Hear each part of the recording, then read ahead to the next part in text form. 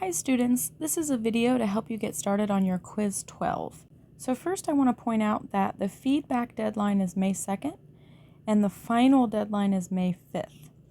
So try to get these in before May 2nd if you want some feedback so you can correct your mistakes and get it resubmitted.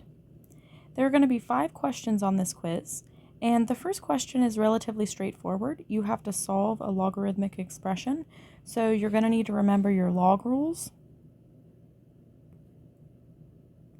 And of course, our log rules also work for the natural log as well. So use your log rules to try to simplify this expression and eventually solve for x. And you can put your answer down here. Your answer will be numerical. It is possible to end up with more than one answer, but I made a note for you here. This is very important. It is possible to end up with undefined answers that need to be eliminated. So once you find your answer, you need to check back in the original.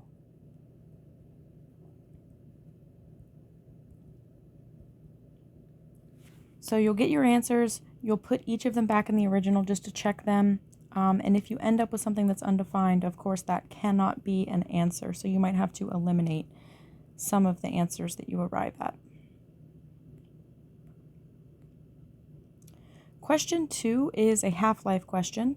So of course we're going to be using exponential models. So something like the amount over time is equal to the initial amount times e to the kt. But of course it's your job to figure out what goes where in order to find k for part A.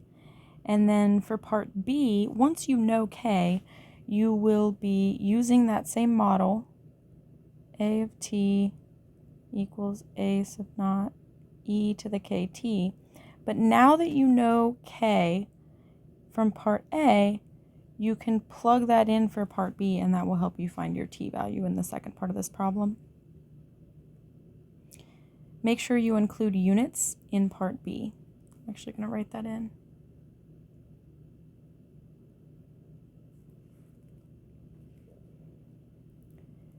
Number 3 is another straightforward solving problem. You need to solve for x given this exponential expression. So you're going to be using inverse operations. Remember to use the inverse of an exponential. And it's your job to remember what that is. What's the inverse of an exponential? You're going to end up with a long decimal number as your answer, but there are instructions here to round your answer to the nearest thousandth. When I'm grading these, I'm not going to be super picky if your answer is off by like, a couple 1,000ths, but I do want to see at least that far out in your answer just to know how close you were. For number 4, we have a bit of a flippant example. This is just a silly example about a woodchuck. His learning curve is represented by an equation that's given to you in the problem. So for the most part, you can ignore most of the storyline. You're really just focused on answering the questions given the information that's handed to you.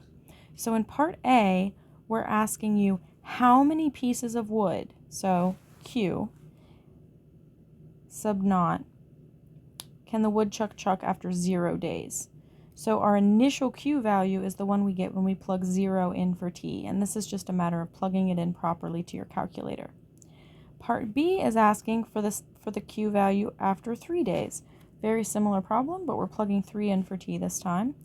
And then finally, part C is asking you how many days, so they're asking you to find T, must it take to chuck 171 pieces. So you're going to be plugging that in as your Q value and solving for T. And our 5th question is quite similar to question 4, except this time you have to write your own equation. So in question 4, they gave you the equation. In question 5, we have to write our own equation using this model. So of course, it doesn't make any sense to assume that yeast is going to increase infinitely, because infinity is a pretty big number and that'll never happen. But we're going to assume the law of uninhibited growth, so we don't have to worry about that, and we'll just use this pure exponential model to describe the growth of the yeast. So let's see. A couple of important things to keep in mind in this question. They give you numbers like 2.5 million and 6.9 million. When you plug these into your equation, use the numbers 2.5 and the number 6.9. Okay, so the unit is in millions already. So when you're answering, actually we don't have any questions about amount. All of our questions are about our constant k, a function, and a time period. So use the 2.5 and the 6.9 numbers. Don't worry about the millions part. That's part of the units. Once you find your growth constant k in part A, you'll need to write a function in part B. And of course, your function in part B will have a number in as k. So once you know k, you'll use that and plug it in here. And then finally, the question asks, how long does it take for the strain to quadruple? Now, I hope you all know this, but quadruple means multiply by 4. So keep that in mind as well. We're not asking when the strain will double or when it will triple. We're asking quadruple, so times 4. And this got cut off. I put a little answer line here for you, but that got cut off the page. So you might want to just write that in so that you know what format to write your answer in. And that should do it.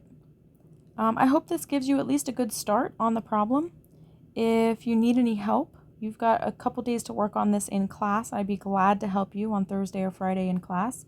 But also, even after you've submitted it for feedback and I give you feedback, I'm still willing to help you on Monday and Tuesday of the following week as well. So please reach out to me if you need some assistance. Good luck!